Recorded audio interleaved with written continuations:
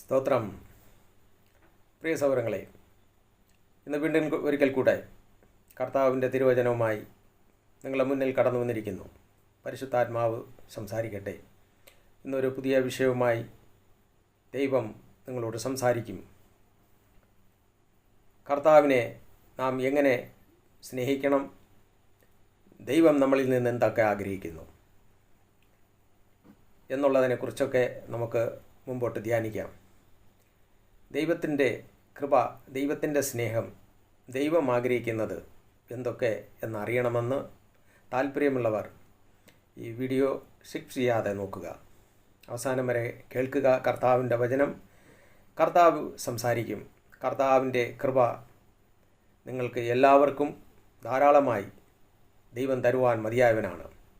അതുകൊണ്ട് പ്രാർത്ഥനയോപൂർവം ഇതിനെ ശ്രവിക്കുക. ദൈവം അനുഗ്രഹിക്കട്ടെ. ആദ്യമായി കർത്താവിൻ്റെ തിരുവചനം ധ്യാനിക്കുന്നതിന് വേണ്ടി ആധാരമായി നമുക്കൊരു തിരുവചന ഭാഗം വായിക്കാം. അപ്പോസ്തല പ്രവൃത്തിയിൽ പരിശുദ്ധാത്മാവ് രേഖപ്പെടുത്തിയിരിക്കുന്ന ഒരു തിരുവചനമാണ്. 4-ാമത്തെ അധ്യായം 12-ാമത്തെ വാക്യം. സ്തോത്രം. അതിൽ ഇപ്രകാരം എഴുതിയിരിക്കുന്നു: മറ്റൊരുത്തനിലും രക്ഷയില്ല. നാം രക്ഷിക്കപ്പെടുവാൻ ആകാശത്തിൻ്റെ കീഴിൽ മനുഷ്യരുടെ ഇടയിൽ നൽകപ്പെട്ട വേറൊരു നാമവും ഇല്ല. വീണ്ടും ഒരിക്കൽ കൂടെ വായിക്കുന്നു: മറ്റൊരുത്തനിലും രക്ഷയില്ല. നാം രക്ഷിക്കപ്പെടുവാൻ ആകാശത്തിൻ്റെ കീഴിൽ മനുഷ്യരുടെ ഇടയിൽ നൽകപ്പെട്ട വേറൊരു നാമവും ഇല്ല. മനുഷ്യർക്ക് രക്ഷിക്കപ്പെടുവാൻ ഈ ലോകത്തിൽ നൽകപ്പെട്ട വേറൊരു നാമവുമില്ല. സ്തോത്രം. ഒരു സെക്കൻഡ് പ്രാർത്ഥിക്കാം. സ്വർഗീയപിതാവേ, സ്വർഗത്തിനും ഭൂമിക്കും പാതാളത്തിനും അധികാരമുള്ളവനായ കർത്താവേ, ആകാശത്തെയും ഭൂമിയെയും സമുദ്രത്തെയും അവയിലുള്ള സകലത്തെയും നിർമ്മിച്ച സ്വർഗീയ പിതാവേ, കർത്താവായ യേശുവേ, അങ്ങയെ വാഴ്ത്തി സ്തുതിക്കുന്നു, മഹത്വപ്പെടുത്തുന്നു.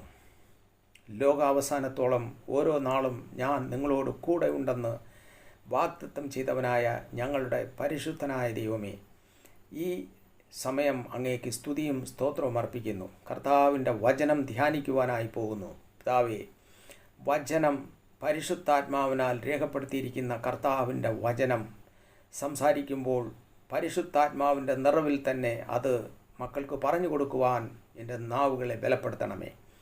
കേൾക്കുന്നവരുടെ ഉള്ളിലേക്ക് പരിശുദ്ധാത്മാവ് കടന്നു ചെന്ന് അവരുടെ ജീവിതത്തിൽ അത്ഭുതങ്ങളും അടയാളങ്ങളും വിടുതലുകളും ഉണ്ടാകുവാൻ ഇടയാകട്ടെ.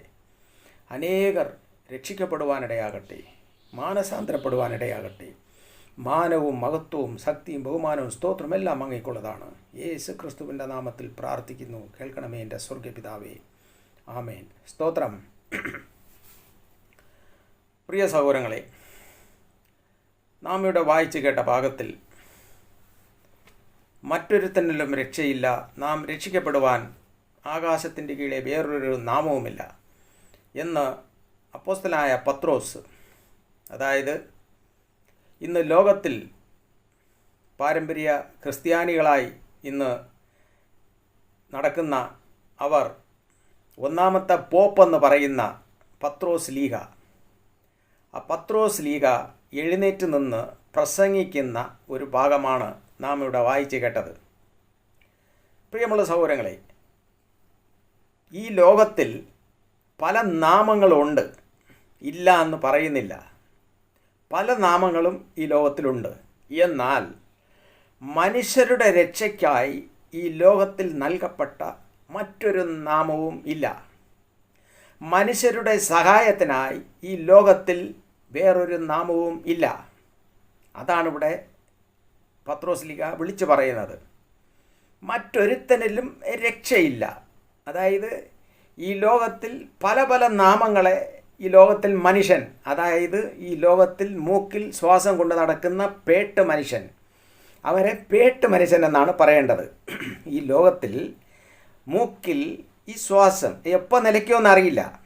അങ്ങനെയുള്ള മനുഷ്യൻ ഈ ലോകത്തിൽ പല പല നാമങ്ങളെ പറഞ്ഞ് മനുഷ്യനെ വഞ്ചിച്ചുകൊണ്ട് നടക്കുന്ന ഒരു കാലമാണ് ഇപ്പോൾ.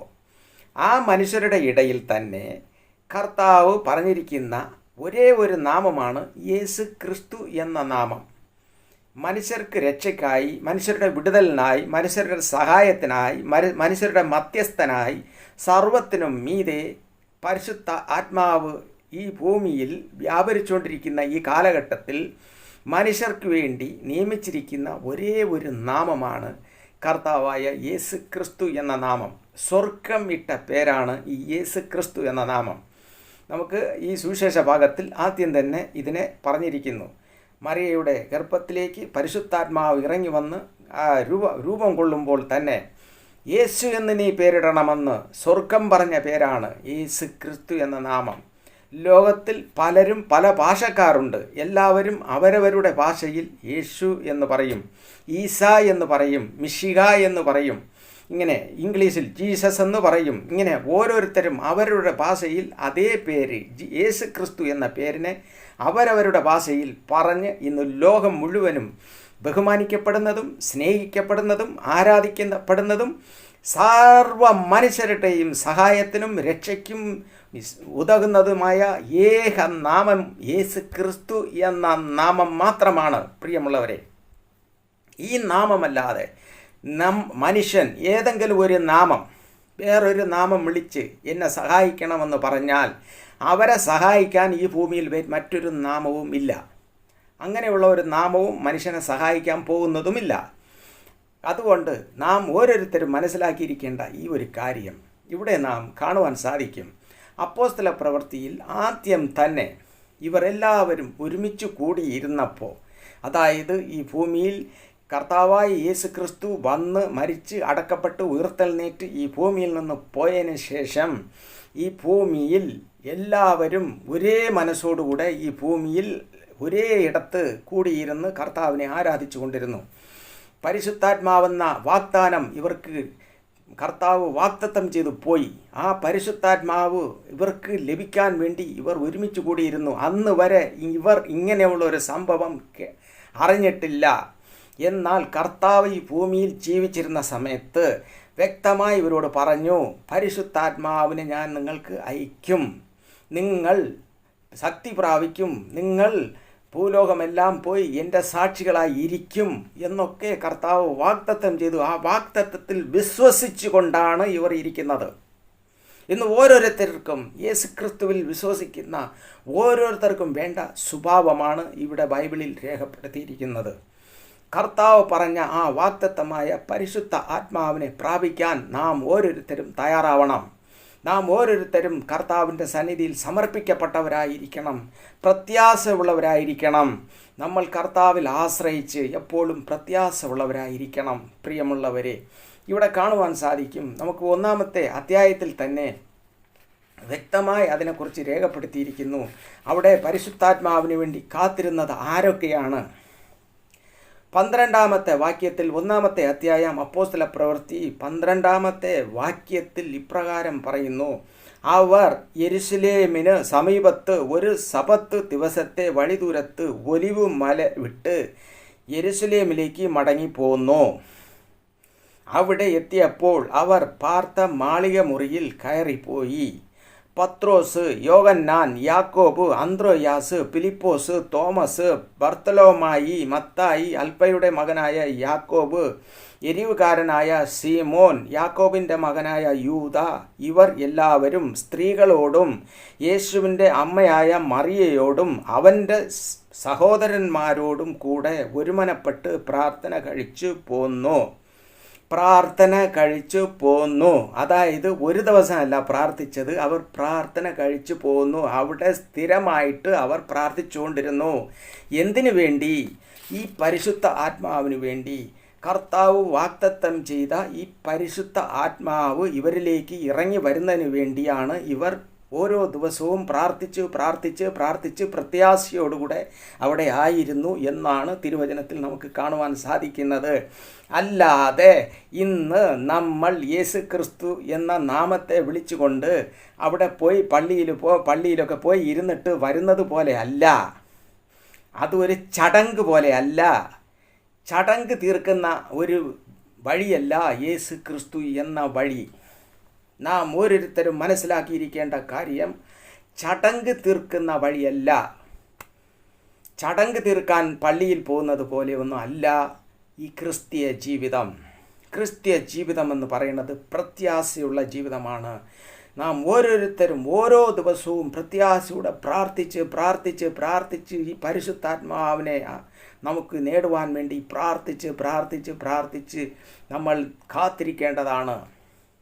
ഈ പരിശുദ്ധാത്മാവ് വന്നാൽ എന്തൊക്കെ സംഭവിക്കും എന്നുള്ളതിനെയാണ് അവിടെ നമുക്ക് രേഖപ്പെടുത്തിയിരിക്കുന്നത്. പരിശുദ്ധാത്മാവ് ഇറങ്ങി വന്നപ്പോൾ കർത്താവിൻ്റെ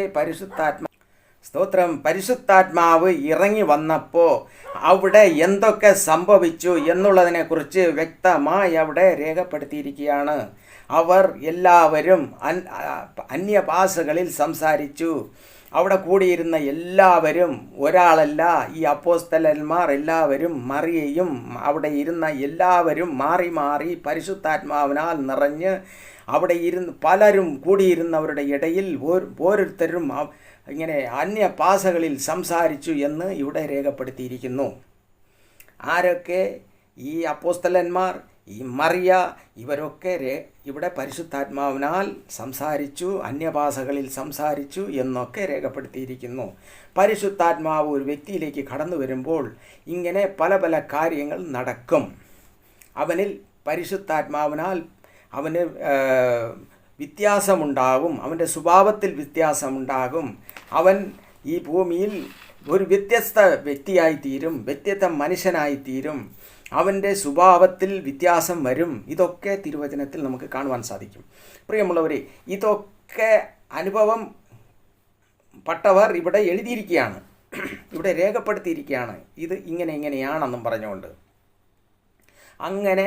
ഇങ്ങനെ ഈ ഭൂമിയിൽ അവർ ആയിരുന്നപ്പോൾ അവർ കർത്താവിൽ ആശ്രയിച്ച് ഈ പരിശുദ്ധാത്മാവിൻ്റെ നിറവിൽ ഒരുപാട് കാര്യങ്ങളെ ചെയ്ത് അങ്ങനെ ജീവിച്ച് പൊയ്ക്കൊണ്ടിരുന്ന സമയത്ത് അപ്പോസ്തലനായ പത്രോസ്, അതായത് ഒന്നാമത്തെ പോപ്പ്, എണീറ്റ് നിന്നുകൊണ്ട് പ്രസംഗിച്ചതാണ് കർത്താവായ യേശു ക്രിസ്തുവിനെ. പ്രിയമുള്ള സഹോദരങ്ങളെ, ഇത് ഇങ്ങനെ എഴുതിയിരിക്കുന്നു. ഒരു പഠിപ്പറിവില്ലാത്ത ഒരു മുക്കുവനായിരുന്ന പത്രോസ് പരിശുദ്ധാത്മാവ് നിറഞ്ഞവനായപ്പോൾ സ്വർഗീയ രഹസ്യങ്ങളെ കർത്താവ് അവിടെ വെളിപ്പെടുത്തുകയാണ്. ഒരു വ്യക്തിയുടെ ക്വാളിറ്റിയിലല്ല ഇവിടെ കാര്യങ്ങൾ നടക്കുന്നത്. ദൈവം അത്രമാത്രം ഒന്നിനും കൊള്ളാത്ത, അതായത് നിസ്സാരമായ മനുഷ്യന്മാരെയാണ് തിരഞ്ഞെടുത്തത്. ഈ പരിശുദ്ധാത്മാവാണ് ഇവിടെ പ്രവർത്തിക്കുന്നത്. പരിശുദ്ധാത്മാവിനെ പഠിപ്പിക്കാൻ ആരെക്കൊണ്ടും പറ്റത്തില്ല. പരിശുദ്ധാത്മാവാണ് മനുഷ്യനെ പഠിപ്പിക്കുന്നത്. പരിശുദ്ധാത്മാവാണ് പ്രവർത്തിക്കുന്നത്. പ്രവർത്തിക്കുന്ന ആത്മാവ്, അതായത് കർത്താവായ യേശു ക്രിസ്തു തന്നെ ഈ ഭൂമിയിൽ ആത്മാവായി ഈ ലോകത്തിൽ വ്യാപരിച്ചുകൊണ്ടിരിക്കുന്നത്. ആ ദൈവത്തെ നാം മനസ്സിലാക്കണം. ആ പരിശുദ്ധാത്മാവിനെ നമ്മൾ മനസ്സിലാക്കണം. ആ കർത്താവിനെ നമ്മൾ മനസ്സിലാക്കണം. പ്രിയമുള്ള സഹോദരങ്ങളെ, ഇവിടെ നമുക്ക് ഈ കാര്യങ്ങളെ നമ്മൾ വായിച്ച് കേൾക്കുമ്പോൾ നമുക്കിവിടെ കാണുവാൻ സാധിക്കും, കർത്താവായ യേശു ക്രിസ്തു എന്ന ഏക നാമത്തിൽ കൂടെ അല്ലാതെ ഈ ലോകത്തിൽ മനുഷ്യൻ രക്ഷയില്ല. ഇന്ന് ലോകത്തിൽ മനുഷ്യൻ എന്തെല്ലാം ഈ ഭൂമിയിൽ വച്ചിരിക്കുന്നു. മനുഷ്യൻ എന്തെല്ലാം.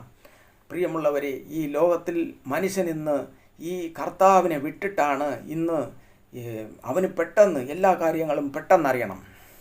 അവന് എല്ലാം പെട്ടെന്നറിയണം. അവന് വെളിച്ചപ്പാടൻ്റെ അടുക്കൽ പോകുന്നതെന്തിനാണ്? അവൻ്റെ കാര്യങ്ങൾ അറിയണം. അവന് നാളെ എന്ത് സംഭവിക്കുമെന്ന് അറിയണം. നാളെ വേറെ എന്താണ് സംഭവിക്കുന്നതെന്ന് അറിയണം.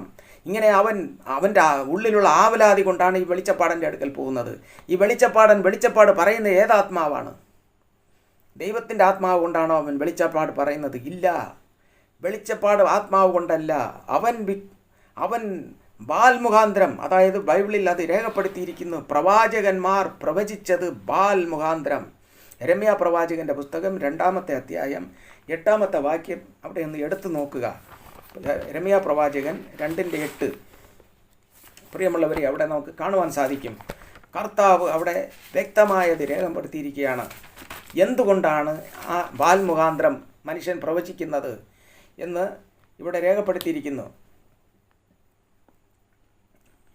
8-ാമത്തെ വാക്യം, പ്രവാചകന്മാർ ബാൽ മുഖാന്തരം പ്രവചിച്ചു, പ്രയോജനമില്ലാത്തവരോട് ചേർന്ന് നടന്നു. അതായത് അവർ പ്രവചിച്ചു, വെളിച്ചപ്പാട് പറഞ്ഞു, പക്ഷെ പ്രയോജനമില്ലാത്തതുകൊണ്ട് കൂടെയാണ് അവർ നടന്നത്. ദൈവം ആരെന്ന് അവർ അറിയുന്നില്ല, ദൈവത്തെ അവർ വിശ്വസിക്കുന്നില്ല, ദൈവത്തെ അവർ മറന്നു കളഞ്ഞു. ഇതാ ഇതിൻ്റെ മോൾ ഭാഗത്ത് 5-ാമത്തെ വാക്യം തൊട്ട് ഞാൻ ഇത് വായിച്ച് കേൾപ്പിക്കാം. യെരമ്യാ പ്രവാചകൻ്റെ പുസ്തകം 2-ാമത്തെ അധ്യായം 5-ാമത്തെ വാക്യം നോക്കണേ.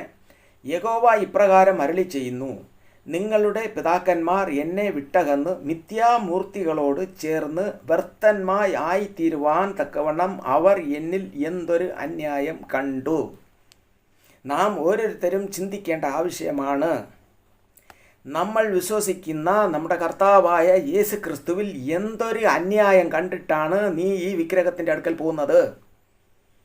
നമ്മുടെ കർത്താവായ യേശു ക്രിസ്തു കാൽവരി കുരിശിൽ മരിച്ചടക്കപ്പെട്ട് ഉയർത്തെഴുന്നേറ്റ് പോയി നമുക്ക് വേണ്ടി, നമ്മളെ പാപത്തിന് വേണ്ടി, നമ്മളെ രോഗത്തിന് വേണ്ടി, നമ്മളെ ശാപത്തിന് വേണ്ടി, നമുക്ക് വേണ്ടി ഈ ഭൂമിയിൽ വന്ന് തന്നെ അർപ്പിച്ച് അവൻ നമുക്ക് വേണ്ടി മരിച്ചു. ആ മരിച്ച കർത്താവിൽ എന്ത് അന്യായം കണ്ടു നീ? ആ കർത്താവിൽ നീ എന്ത് അന്യായം കണ്ടു? എന്ത് കണ്ടുകൊണ്ടാണ് നീ മിഥ്യാമൂർത്തിയുടെ അടുക്കൽ പോയത്? ഇതാണ് ഇവിടെ ചോദ്യം. നമ്മുടെ കർത്താവായ യേശു ക്രിസ്തുവിൽ നീ എന്ത് അന്യായം കണ്ടുകൊണ്ടാണ് നീ ഈ മിഥ്യാമൂർത്തിയുടെ അടുക്കൽ പോയത്? പ്രിയമുള്ളവരെ, ഈ ഭജനത്തിൽ കൂടെ പരിശുദ്ധാത്മാവ് ചോദിക്കുന്ന ചോദ്യമാണ്, എന്ത് അന്യായം കണ്ടുകൊണ്ട് നീ മിഥ്യാമൂർത്തിയുടെ അടുക്കൽ പോയി മുട്ടുമടക്കി? ഇവിടെ നമുക്ക് വീണ്ടും കാണുവാൻ സാധിക്കും, ഞങ്ങളെ മിസ്രയീം ദേശത്തു നിന്ന് പുറപ്പെടുവിച്ച് പാൽനിലവും കുഴിയും ഉള്ള ദേശമായി, വരൾച്ചയും കൂരിരുളും ഉള്ള ദേശമായി, മനുഷ്യ സഞ്ചാരമോ ആൾപ്പാർപ്പോ ഇല്ലാത്ത ദേശമായ മരുഭൂമിയിൽ കൂടെ ഞങ്ങളെ നടത്തിക്കൊണ്ടുവന്ന യഹോവ എവിടെയെന്ന് അവർ ചോദിച്ചില്ല. ഇസ്രായേൽ ജനം ചോദിച്ചില്ല. അന്ന് ഇത്രത്തോളം അത്ഭുതം ചെയ്ത് മരുഭൂമിയിൽ കൂടെ നടത്തി അവർക്ക് ആവശ്യമുള്ളതെല്ലാം കൊടുത്ത് ഇങ്ങനെ നടത്തിയ ദൈവം എവിടെ എന്നിവർ ചോദിച്ചില്ല. എന്നിൽ എന്ത് അന്യായം കണ്ടിട്ടാണ് ഇവർ ഈ മിഥ്യാമൂർത്തിയുടെ അടുക്കൽ പോയത്, ഈ വിഗ്രഹത്തിൻ്റെ അടുക്കൽ പോയത്, വിഗ്രഹാരാധനയ്ക്ക് ഇവർ അടിമയായി പോയത്? എന്നിൽ എന്ത് അന്യായം ഇവർ കണ്ടു? ഞാൻ എന്ത് ഇവർക്ക് എതിരായി ചെയ്തു എന്നാണ് ദൈവം ചോദിക്കുന്നത്. ഇന്നും അത് തന്നെ ചോദിക്കുന്നു. ക്രിസ്ത്യാനികളെ, എൻ്റെ സഹോദരങ്ങളെ, സഹോദരിമാരെ, ക്രിസ്ത്യാനികളെന്ന് പറഞ്ഞുകൊണ്ട് മാനസാന്തരമില്ലാതെ ഈ വിഗ്രഹത്തിൻ്റെ മുന്നിൽ ചെന്ന് മുട്ടുമടക്കുന്നവരെ ഇന്നും കർത്താവ് അത് തന്നെ നിങ്ങളോട് ചോദിക്കുന്നു. കർത്താവായ യേശു ക്രിസ്തുവിനോടുകൂടെ പ്രാർത്ഥിക്കുവാൻ, കർത്താവായ യേശു ക്രിസ്തു എന്ന ഏക നാമത്തിൻ്റെ അടുക്കൽ പോകുവാൻ, കർത്താവായ യേശു ക്രിസ്തുവിനോടുകൂടെ യാചിക്കുവാൻ നിനക്ക് ഇടനിലക്കാരൻ്റെ മറ്റൊരാളുടെ സഹായം എന്തിന്? മറ്റൊരാളുടെ സഹായം നിനക്കെന്തിന്? അപ്പാ പിതാവേ എന്ന് വിളിക്കാൻ പുത്രത്വത്തിൻ്റെ ആത്മാവിനെ അവൻ നൽകിയിരിക്കുമ്പോൾ ആ യേശു ക്രിസ്തുവിനോടുകൂടെ പ്രാർത്ഥിക്കുവാൻ നിനക്ക് മറ്റൊരാളുടെ സഹായം എന്തിന്? അപ്പോൾ നീ പുത്രനോ പുത്രിയോ അല്ലയോ? നീ ചെന്ന് മുട്ടുമടക്കിയിരിക്കുന്നത് വിഗ്രഹത്തിൻ്റെ മുന്നിലാണ്. ഈ ഭൂമിയിൽ ജീവിച്ചു പോയ മനുഷ്യരെ സേവിക്കുന്ന അങ്ങനെയുള്ള ഇടത്തിലാണ് ചെന്ന് മുട്ടുമടക്കിയിരിക്കുന്നത്. ഈ ഭൂമിയിൽ ജീവിച്ചു പോയ മറ്റൊരു വ്യക്തിയും മറ്റൊരു നാമവും നമ്മളെ സഹായിക്കില്ല. അതാണ് വ്യക്തമായി തിരുവചനത്തിൽ രേഖപ്പെടുത്തിയിരിക്കുന്നത്. എന്ത് തെറ്റ് നീ യേശു ക്രിസ്തുവിൽ കണ്ടു? എന്ത് കണ്ടിട്ടാണ് നീ ക്രിസ്തുവിനോടുകൂടെ അപേക്ഷിക്കുവാൻ, ക്രിസ്തുവിനോടുകൂടെ ചോദിക്കുവാൻ നീ മറ്റൊരാളെ ഇടനിലക്കാരനായി നിർത്തിയിരിക്കുന്നത്? അതാണ് ചോദ്യം. എന്താണ്? ദൈവത്തിനും മനുഷ്യർക്കും മധ്യസ്ഥനായി നമ്മുടെ കർത്താവായ യേശു ക്രിസ്തു മാത്രമേ ഉള്ളൂ എന്ന് ലേഖനങ്ങളിൽ എഴുതിയിരിക്കുന്നു. വ്യക്തമായി അതിനെക്കുറിച്ച് അപ്പോസ്തലനായ പൗലോസ് എടുത്ത് പറഞ്ഞിരിക്കുകയാണ്.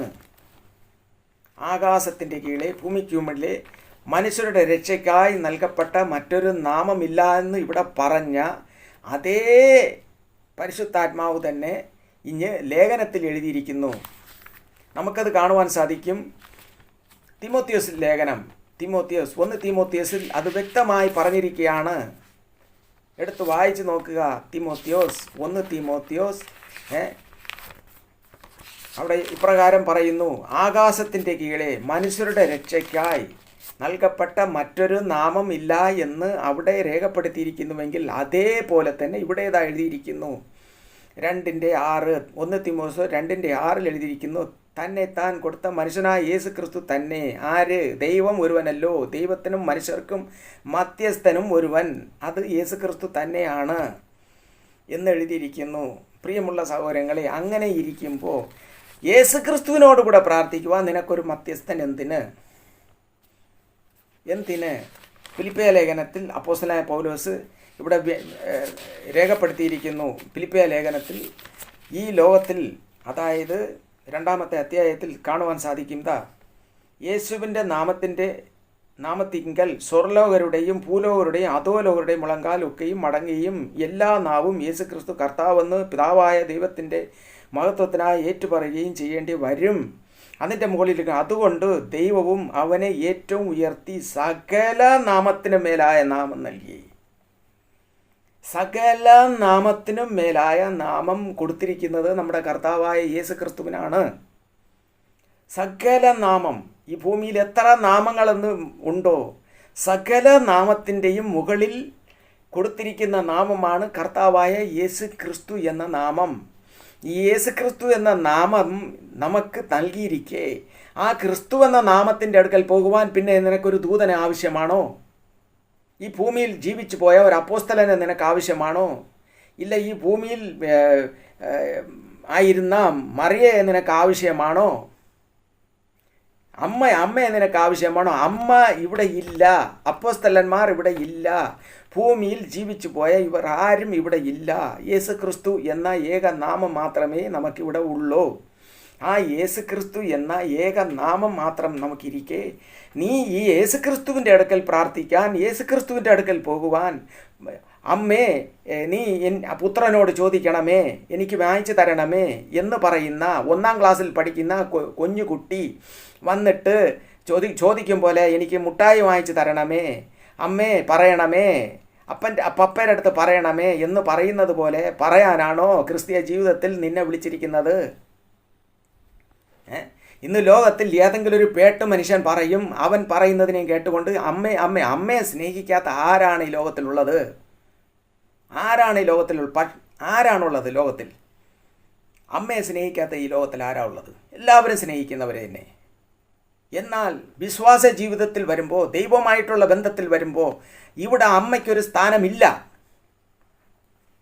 ദൈവത്തിനും മനുഷ്യനും ഇടയിൽ അമ്മയ്ക്കൊരു സ്ഥാനമില്ല. ഇവിടെ പുത്രനായ ക്രിസ്തുവിനാണ് ഇവിടെ സ്ഥാനം. പുത്രനായ ക്രിസ്തു. ഇവിടെ അമ്മയ്ക്ക് സ്ഥാനം കൊടുത്തിട്ടില്ല. ഇവിടെ ദൈവത്തിനും മനുഷ്യർക്കും ഇടയിൽ അമ്മയ്ക്കൊരു സ്ഥാനം ഇവിടെ കൊടുത്തിട്ടില്ല. മധ്യസ്ഥ നിന്ന് ചോദിക്കാൻ അമ്മയെ അത് പറഞ്ഞിട്ടില്ല. മധ്യസ്ഥ നിന്ന് ചോദിക്കാൻ പറഞ്ഞിട്ടേ ഇല്ല. അങ്ങനെ ഇരിക്കുമ്പോൾ ഈ ലോകത്തിൽ ഏവനെങ്കിലും ഒരുത്തൻ ഒന്ന് വിളിച്ചു പറയും, അതെയും കേട്ടുകൊണ്ട് ദൈവത്തിൻ്റെ അടുക്കൽ പോകുവാൻ, യേശു ക്രിസ്തുവിനോട് പ്രാർത്ഥിക്കുവാൻ ഇടയ്ക്കൊരു ആളെ നീ കൊണ്ട് കയറ്റിയിരിക്കുന്നല്ലോ. അപ്പോൾ ദൈവവും നിനക്കുമായിട്ട് ഒരു ബന്ധമില്ലേ? പ്രിയമുള്ള സഹോദരങ്ങളെ, ദൈവത്തിന് നമുക്കും വേറൊരു ബന്ധവുമില്ലേ? അമ്മയെ കൊണ്ട് ഇടയിൽ കയറ്റി, അപ്പോസ്തലന്മാരെ ഇടയിൽ കയറ്റി. അപ്പോൾ ദൈവത്തിന് നമുക്കും ഒരു ബന്ധമില്ല. ഞാൻ കഴിഞ്ഞ സുവിശേഷത്തിൽ വ്യക്തമായി ഇതിനെ പറഞ്ഞിരിക്കുന്നു. ഇങ്ങനെ നാം വിളിച്ചാൽ അവിടെ വരുന്ന ആത്മാവ് ഏതെന്ന് നിങ്ങൾ എടുത്ത് അത് കേട്ട് നോക്കണം, കേൾക്കാനാണ് സുവിശേഷത്തിൽ പരിശുദ്ധാത്മാവ് രേഖപ്പെടുത്തിയിരിക്കുന്നത്. ഏത് ആത്മാവാണ് അവിടെ വരും, ഏത് ആത്മാവ് അവിടെ പ്രവർത്തിക്കും, ഏത് ആത്മാവ് എന്ന് വ്യക്തമായി അവിടെ രേഖപ്പെടുത്തിയിട്ടുണ്ട്. ഈ ലോകത്തിൽ ഒരുപാട് പേർ അമ്മയെന്ന് വിളിക്കുന്നുണ്ട്. ഒരുപാട് പേർ ഹൈന്ദവരും വിളിക്കുന്നുണ്ട് അമ്മയെന്ന്. ഭദ്രകാളി അമ്മേ, കാളി അമ്മേ, സരസ്വതി അമ്മേ, ദേവി എന്ന് വിളിക്കും. എല്ലാവരെയും അമ്മ എന്നാണ് വിളിക്കുന്നത്. ഈ ലോകത്തിൽ എത്ര നാമങ്ങൾ ഈ ലോകത്തിലുണ്ടോ എല്ലാവരെയും വിളിക്കുന്നത് അമ്മ എന്നാണ്. അങ്ങനെ ഇപ്പോൾ മറിയ അമ്മേ. അപ്പോൾ ഈ അമ്മയെന്ന് വിളിക്കുമ്പോൾ ഈ അമ്മയുടെ ആത്മാവ് ഈ ലോകത്തിൽ എല്ലായിടത്തും വ്യാപരിച്ചുകൊണ്ടിരിക്കുന്നത് യക്ഷിയാണെന്ന് വ്യക്തമായി ഞാൻ നിങ്ങൾക്ക് പറഞ്ഞു തന്നു. എന്തുകൊണ്ടെന്നാൽ കൃപാസനം നടത്തുന്ന വ്യക്തി, ആ വ്യക്തിയിൽ കൂടെ തന്നെ പരിശുദ്ധാത്മാവ് ഈ ലോകത്തിൽ അറിയിച്ചിരിക്കുകയാണ്. ദുരാത്മാവാണെന്ന്. എന്തുകൊണ്ടെന്നാൽ സുഗന്ധം പരത്തിക്കൊണ്ടുവന്നു. ആരോ ബോംബെയിലിരുന്നു കൊണ്ട് മൊബൈലിൽ കൂടെ കൃപാസനത്തിൻ്റെ ഇത് കേട്ടെന്ന് ഉടനെ അവരുടെ മൊബൈൽ കൂടെ തന്നെ അങ്ങ് സുഗന്ധം അടിച്ചെന്ന്, മുല്ലപ്പൂര സുഗന്ധം അങ്ങ് തലയിൽ വന്ന് കയറിയെന്ന്. പിശാച് അവരെ എത്രമാത്രം വഞ്ചിച്ചു വച്ചിരിക്കുന്നുവെന്ന് നാം ചിന്തിച്ച് നോക്കേണ്ടത് ആവശ്യമാണ്. സാത്താൻ ഇവരെ എത്രമാത്രം വഞ്ചിച്ചിരിക്കുന്നുവെന്ന് നാം ചിന്തിച്ച് നോക്കേണ്ട ആവശ്യമാണ്. പിശാച് നാം എല്ലാവരെയും ബഹുമാനിക്കേണ്ടവരാണ്. പ്രിയമുള്ളവരെ, മനുഷ്യരുടെ രക്ഷയ്ക്കായി നൽകപ്പെട്ട ഒരേ ഒരു നാമമേ ഉള്ളൂ, കർത്താവായ യേശു ക്രിസ്തു എന്ന നാമം. മറ്റൊരുത്തനിലും രക്ഷയില്ല. നീ മറ്റാരെ വിളിച്ചാലും രക്ഷയില്ല. നീ അമ്മ മറിയെ വിളിച്ചാലും നിനക്ക് രക്ഷയില്ല. ഈ അപ്പോസ്തലന്മാരെ വിളിച്ചാലും നിനക്ക് രക്ഷയില്ല. ഈ ഭൂമിയിൽ ജീവിച്ചുപോയ ആരെ വിളിച്ചാലും നിനക്ക് രക്ഷയില്ല. ഈ ഭൂമിയിൽ ജീവിച്ച അപ്പോസ്തലന്മാരെ നീ വിളിക്കുന്നുവെങ്കിൽ, മറിയെ വിളിക്കുന്നുവെങ്കിൽ, അവിടെ വരുന്നത് ദുരാത്മാവാണ്, ഭൂതമാണ്, യക്ഷിയാണ് എന്ന് നാം ഓരോരുത്തരും മനസ്സിലാക്കണം. പ്രിയമുള്ളവരെ, ഇത് കേൾക്കുന്നത് ആരായിരിക്കുന്നു എനിക്കറിയില്ല. എന്നാൽ ഈ സുവിശേഷം കേൾക്കുന്നത് ആരായിരുന്നാലും പ്രിയമുള്ളവരെ, ഒരിക്കലും നിങ്ങളെ വിശ്വാസം തെറ്റിപ്പോകരുത്. ദൈവത്തിൽ നിന്ന് അകന്നു പോകരുത്. എന്ത് തെറ്റ് കണ്ടിട്ടാണ് നിങ്ങളെ മനസ്സിനെ മാറ്റുന്നത്? കർത്താവ് ചോദിക്കുന്നു. എന്ത് തെറ്റ് എന്നിൽ നിങ്ങൾ കണ്ടു? കർത്താവ് ചോദിക്കുന്ന ചോദ്യമാണ്. എന്ത് തെറ്റ് കണ്ടു? എന്നിൽ നിന്ന് എന്ത് തെറ്റ് കണ്ടു? നിങ്ങൾ എന്നെ വിട്ട് ബാലിൻ്റെ അടുക്കൽ പോകുവാൻ. ഈ ജപമാല എന്ന് പറയുന്നത് മന്ത്രിക്കുമ്പോൾ അവിടെ വരുന്നത് ദുരാത്മാവാണെന്ന് ഞാൻ നിങ്ങളടുത്ത് പല പ്രാവശ്യം പറഞ്ഞെന്ന് എൻ്റെ അനുഭവത്തെക്കുറിച്ചാണ് ഞാൻ പറഞ്ഞത്. അനുഭവത്തിൽ കൂടെ ദൈവം വെളിപ്പെടുത്തി തന്നതാണ് ഞാൻ പറഞ്ഞത്. അത് ദുരാത്മാവാണ്, വെളിച്ചപ്പാടാത്മാവാണ് അവിടെ പ്രവർത്തിക്കുന്നതെന്ന് ഞാൻ വ്യക്തമായി പറഞ്ഞു തന്നു. വെളിച്ചപ്പാടാത്മാവാണെന്ന്. വെളിച്ചപ്പാട് ചത്തുപോയ, അതായത് ഈ ഭൂമിയിൽ ജീവിച്ചു പോയ അവർ ഈ ഭൂമിയിൽ നിന്ന് പൊക്കഴിഞ്ഞു. അവരെ നാം വിളിച്ചു കഴിഞ്ഞാൽ അവിടെ വരുന്നത് വെളിച്ചപ്പാടാത്മാവാണ് എന്ന് വ്യക്തമായി ഞാൻ പറഞ്ഞു തന്നു. അത് എടുത്ത് കേൾക്കുക. വീണ്ടും വീണ്ടും ഞാൻ അതിനെ നിങ്ങൾക്ക് ഓർമ്മപ്പെടുത്തിക്കൊണ്ടിരിക്കുകയാണ്. രക്ഷിക്കപ്പെടുവാൻ ഈ ലോകത്തിൽ നമ്മളെ സഹായിക്കാൻ മറ്റൊരു നാമം ഇല്ല. എന്ത് തെറ്റ് ദൈവത്തിൽ കണ്ടുകൊണ്ട് നിങ്ങൾ ഇടയിൽ മറ്റൊരാളെ വിളിക്കുന്നു? നിനക്ക് പുത്രത്വത്തിൻ്റെ ആത്മാവിനെ ദൈവം തന്നു. നമുക്കെല്ലാവർക്കും പുത്രത്വത്തിൻ്റെ ആത്മാവിനെ ദൈവം തന്നിരിക്കുന്നത്. അങ്ങനെ ഇരിക്കുമ്പോൾ എന്തിന് നീ മറ്റൊരാത്മാവിനെ നീ ഇടയിൽ കയറ്റുന്നു? മറ്റൊരാത്മാവിനെ നീ എന്തിന് ഇടയിൽ വിളിക്കുന്നു? ഓരോ പേര് വിളിക്കുമ്പോഴും ഓരോ ആത്മാവല്ലേ കടന്നു വരണത്? മറ്റൊരാത്മാവാണ് വരണത്. നീ ഏത് നാമം വിളിക്കുന്നുവോ ആ ആത്മാവിൻ്റെ പേരിൽ വരണ ദുരാത്മാവാണ് അവിടെ വരണത് എന്ന് നാം മനസ്സിലാക്കണം. പ്രിയമുള്ളവരെ, ഇന്ന് ഒരുപാട് വിശ്വാസികളെല്ലാം തെറ്റിക്കൊണ്ടിരിക്കുകയാണ്. ഈ ലോകത്തിൽ പാരമ്പര്യ ക്രിസ്ത്യാനികളെന്ന് മാത്രമല്ല, ഇന്ന് പലരും പല വിശ്വാസത്തിൽപ്പെട്ടവരും, അതായത് CSIയിൽപ്പെട്ടവരായിരുന്നാലും ശരി, വേറെ യാക്കോബിൽപ്പെട്ടവരായിരുന്നാലും ശരി, ബെന്തിക്കോസിൽപ്പെട്ടവരായിരുന്നാലും ശരി, ഇന്ന് എല്ലാം ഈ അത്ഭുതം കാണാൻ വേണ്ടി നടക്കുകയാണ്. ഈ വെളിച്ചപ്പാട് കേൾക്കാൻ പോവുകയാണ്. അവരുടെ മനസ്സിൽ ആകുലത, ചിന്ത, അവർക്ക് ഉടനെ ഒന്നും കിട്ടുന്നില്ല എന്നുള്ള വലിയ ഒരു വ്യാകുലാതി. ഇത് കണ്ടുകൊണ്ട് മറ്റുള്ളവർ ഇത് നോക്കിക്കൊണ്ട് അവർക്ക് ഇങ്ങനെയൊക്കെ വരുന്നു പോകുന്നു എന്നൊക്കെ ഇങ്ങനെ നോക്കിക്കൊണ്ട് അവരെ പുറകെ അങ്ങ് പോവുകയാണ്. അത്ഭുതം കാണാൻ അങ്ങനെയുള്ളവർ അങ്ങ് പോവുകയാണ്. പ്രിയമുള്ളവരെ, തെറ്റാണ് നിങ്ങൾ ചെയ്യുന്നത്. നമ്മൾ ഓരോരുത്തരും തെറ്റ് ചെയ്യുന്നു. അങ്ങനെ ഒരിക്കലും ചെയ്യരുത്. ദൈവത്തിൻ്റെ ആത്മാവിനെ ദുഃഖിപ്പിക്കരുത്. നമ്മുടെ ദൈവത്തിൻ്റെ ആത്മാവിനെ വേദനിപ്പിക്കരുത്. കർത്താവ് തിരുവചനത്തിൽ പറഞ്ഞിരിക്കുന്നു, ഞാൻ രഹസ്യത്തിൽ കരയും. ദൈവം രഹസ്യത്തിൽ കരയുമെന്ന് വരെ പറഞ്ഞിട്ടുണ്ട്. രഹസ്യത്തിൽ കരയും എൻ്റെ ആത്മാവ്. എന്തുകൊണ്ടെന്നാൽ ഇങ്ങനെ കർത്താവിനെ വിട്ട് അവൻ മറ്റൊരു നാമത്തെ വിളിച്ച് ഇവൻ വെളിച്ചപ്പാടിൻ്റെ അടുക്കൽ പോകുമ്പോൾ, വിഗ്രഹത്തിൻ്റെ മുന്നിൽ പോയി മുട്ടുമടക്കുമ്പോൾ അവൻ മറ്റൊരാത്മാവിന് അടിമയായി പോവുകയാണ്. ദൈവത്തിൻ്റെ ആത്മാവിൽ നിന്ന് അകന്നുപോയി പിശാചിൻ്റെ ആത്മാവിന് അവൻ അടിമയായി പോവുകയാണ്. സാത്താൻ്റെ തന്ത്രത്തിന് അവൻ കുടുങ്ങിപ്പോവുകയാണ്. സാത്താൻ അവരെ അടിമയാക്കി അവൻ കുടുങ്ങി. അവൻ ദൈവത്തിൽ നിന്ന് പോയപ്പോൾ അതിനെ ഓർത്ത് ദുഃഖിച്ച് എൻ്റെ ദൈവം കരയുമെന്ന് പറഞ്ഞിരിക്കുന്നു ബൈബിളിൽ. പ്രിയമുള്ളവരെ, അങ്ങനെ ഇരിക്കുമ്പോൾ എന്ത് തെറ്റ് കണ്ടിട്ടാണ് നിങ്ങൾ ഈ വിഗ്രഹത്തിൻ്റെ പൊങ്കലിൽ പോയി നിങ്ങൾ മുട്ടുമടക്കുന്നത്? ഈ ഈ ഇന്ന് സഭകളിൽ മറിയയുടെ പേരിൽ വിഗ്രഹം ഉണ്ടാക്കി വച്ചിരിക്കുന്നു. വിഗ്രഹ ആരാധന എന്ന് പറയുന്നത് ഒരു വിഗ്രഹത്തെ ഉണ്ടാക്കി വച്ച് അതിൻ്റെ മുന്നിൽ തിരികൊളുത്തുന്നത് വിഗ്രഹാരാധന, അതിൻ്റെ മുന്നിൽ മാലയിടുന്നത് വിഗ്രഹാരാധന, അതിനെ തൊട്ട് ചുംബിക്കുന്നത് വിഗ്രഹാരാധന. ഇങ്ങനെ നാം എല്ലാം ചെയ്താൽ നമ്മൾ അടിമയായിപ്പോയി വിഗ്രഹത്തിൻ്റെ മുന്നിൽ. ഒരു വിഗ്രഹത്തിലും ദൈവം വസിക്കുന്നില്ല, ഒരു വിഗ്രഹത്തിൻ്റെ മുന്നിലും ദൈവത്തിൻ്റെ ആത്മാവ് വ്യാപരിക്കുന്നില്ല. വിഗ്രഹത്തിലിരിക്കുന്നതെല്ലാം ദുഷ്ടാത്മാവും ഭൂതങ്ങളുമാണ്. ഭൂതം ഈ ഭൂമിയിൽ ഉണ്ടായതും അങ്ങനെയാണ്. ഇതൊക്കെ ഞാൻ എങ്ങനെ ഈ ദുരാത്മാവ് ഉണ്ടായി, എങ്ങനെ ഈ ഭൂതം ഉണ്ടായി എന്നുള്ളത് വ്യക്തമായി സുവിശേഷത്തിൽ പറഞ്ഞിരിക്കുന്നു. നിങ്ങൾക്ക് സമയം കിട്ടുമെങ്കിൽ അതിനെ ഒന്ന് ഈ ചാനലിനെ ഓപ്പൺ ചെയ്ത് അതിൻ്റെ അകത്ത് പോയിട്ട് അവിടെ ഹെഡ്ലൈൻ എഴുതിയിരിക്കുകയാണ്, എങ്ങനെ ഈ ഭൂമിയിൽ ദുരാത്മാവ് ഉണ്ടായി. അതേ എടുത്ത് നിങ്ങൾ കേൾക്കുക. സത്യവചനമാണ്, എങ്ങനെ ഈ ഭൂമിയിൽ ഉണ്ടായി. വചന അടിസ്ഥാനത്തിൽ വ്യക്തമായി പറഞ്ഞു തന്നിരിക്കുകയാണ്. ഇതിനെ എല്ലാം ഉപേക്ഷിച്ചിട്ട് മനുഷ്യൻ ഈ പേട്ട് മനുഷ്യനാണ്, അവനൊക്കെ പറയുന്നത് കേട്ടുകൊണ്ട് നിങ്ങൾ എന്തിന് ചെന്നിട്ട് ഈ വിഗ്രഹത്തിൻ്റെ മുന്നിൽ മുട്ടുമടക്കുന്നു? വിഗ്രഹാരാധന തെറ്റാണെന്ന് ബൈബിളിൽ വ്യക്തമായി രേഖപ്പെടുത്തുന്ന അവസാനം വരെ വെളിപ്പാട് പുസ്തകത്തിൽ വ്യക്തമായി പറഞ്ഞിരിക്കുന്നു. വിഗ്രഹാരാധികളെ എല്ലാം പാതാളത്തിലേക്ക് തള്ളുമെന്നാണ് പറഞ്ഞിരിക്കുന്നത്. വിഗ്രഹം എന്ന് പറയുമ്പോൾ ദൈവത്തിന് ഒട്ടും ഇഷ്ടമില്ലാത്ത കാര്യമാണ്. ആദ്യം മുതലേ ബൈബിളിൽ നിങ്ങൾ എടുത്ത് വായിച്ചു നോക്കുക. വിഗ്രഹ ആരാധന എന്ന് പറയുന്നത് ദൈവത്തിന് ഒട്ടും ഇഷ്ടമില്ലാത്തതാണ്. അങ്ങനെ ഇരിക്കുമ്പോൾ മറിയയുടെ വിഗ്രഹമെന്നും യേശുക്രിസ്തുവിൻ്റെ വിഗ്രഹമെന്നും ഇങ്ങനെ ഭൂമിയിൽ ഈ മനുഷ്യന്മാർ ഉണ്ടാക്കി വച്ച് അവരുടെ നേട്ടത്തിന് വേണ്ടി ഉണ്ടാക്കി വെച്ച് അവർ അവിടെ പൂജിക്കുമ്പോൾ അതിൻ്റെ മുന്നിൽ ചെന്ന് തിരികൊളുത്താനും മെഴുകുതിരി കൊളുത്താനും തിരി കൊളുത്താനും മാലയിടാനും തൊട്ടു ചുംബിക്കാനും നീയൊക്കെ ചെന്ന് അകപ്പെടുമ്പോൾ പ്രിയമുള്ളവരെ, അവിടെയെല്ലാം ഇരിക്കുന്നത് പിശാചാണ്, ദുഷ്ടാത്മാവാണ്. നിങ്ങൾ ചെന്ന് വണങ്ങുന്നതും തൊട്ടു ചുംബിക്കുന്നതും പിശാചിനെയാണ് എന്ന് നീ ഓർത്തുകൊള്ളണം. ദൈവത്തിൻ്റെ ആത്മാവിനെ അല്ല.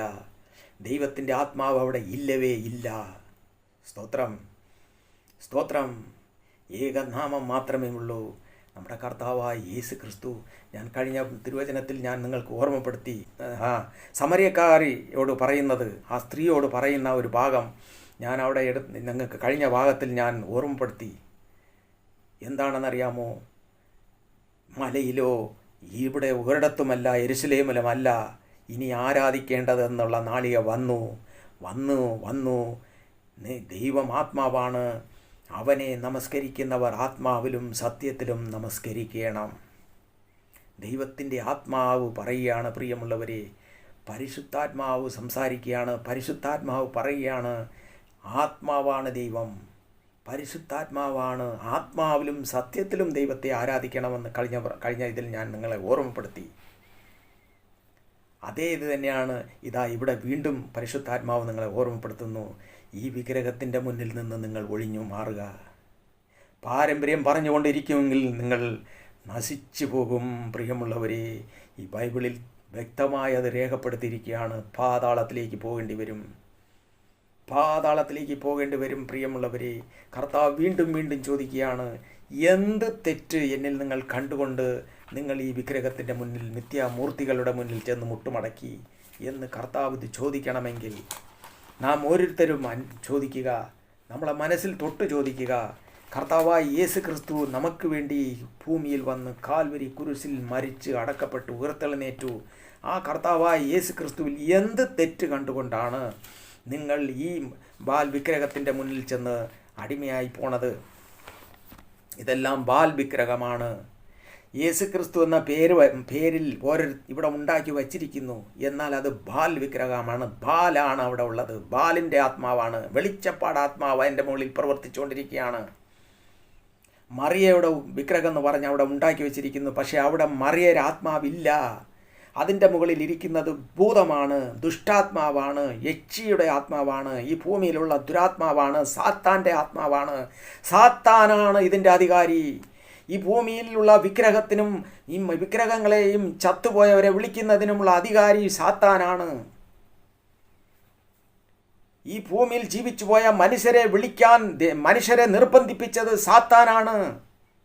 സാത്താനാണ് ഇതിൻ്റെ അധികാരി, സാത്താനാണ് ഇതിൻ്റെ ദൈവം. പ്രിയമുള്ളവരെ, അവൻ്റെ മുന്നിൽ നിന്ന് നിങ്ങൾ ഒഴിഞ്ഞോടുവിൻ.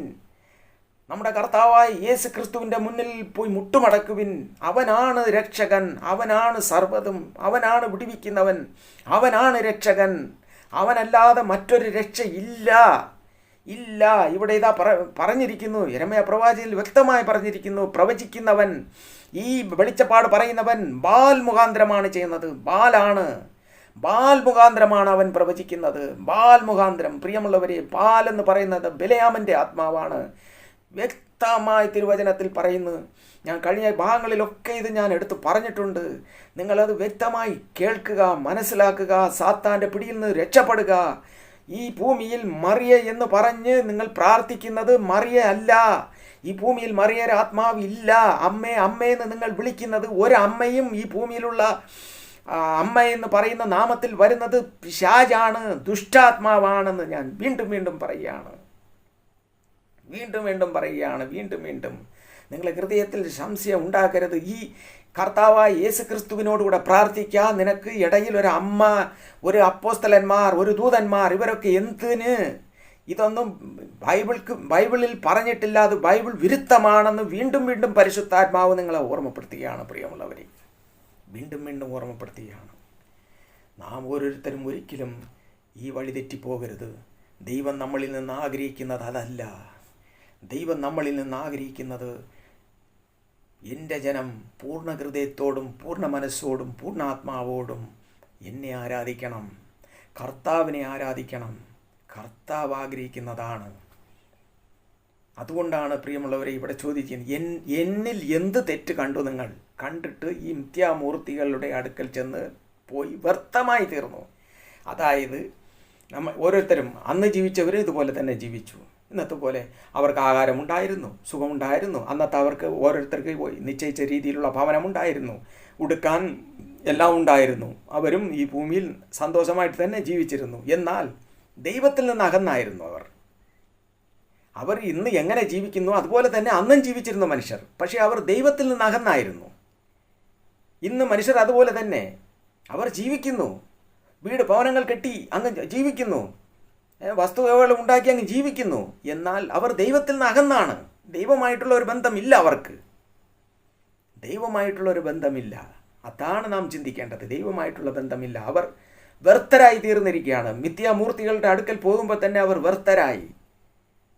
മൂർത്തികളുടെ അടുക്കൽ ചെന്ന് മുട്ടുമടക്കുമ്പോൾ, അതിനെ ചുംബിക്കുമ്പോൾ, അതിനെ ആരാധിക്കുമ്പോൾ, അതിനെ സേവിക്കുമ്പോൾ വ്യർത്ഥരായി. ഈ ഭൂമിയിൽ ജീവിച്ചു പോയവരെ വിളിച്ച് അവരെ സഹായത്തിന് വിളിക്കുമ്പോൾ തന്നെ വ്യർത്ഥരായി. നീ ദൈവത്തിൽ നിന്ന് അകന്നുപോയി.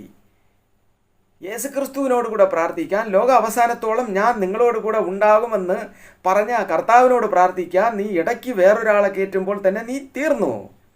അതോടുകൂടെ നിന്റെ വിശ്വാസം നഷ്ടപ്പെട്ടു. പിന്നെ അവിടെ വന്നിരിക്കുന്നത് പിശാചാണ്, സാത്താനാണ്, ദൈവത്തിൻ്റെ ആത്മാവല്ല. നാം അത് ഒരുത്തൻ മനസ്സിലാക്കണം.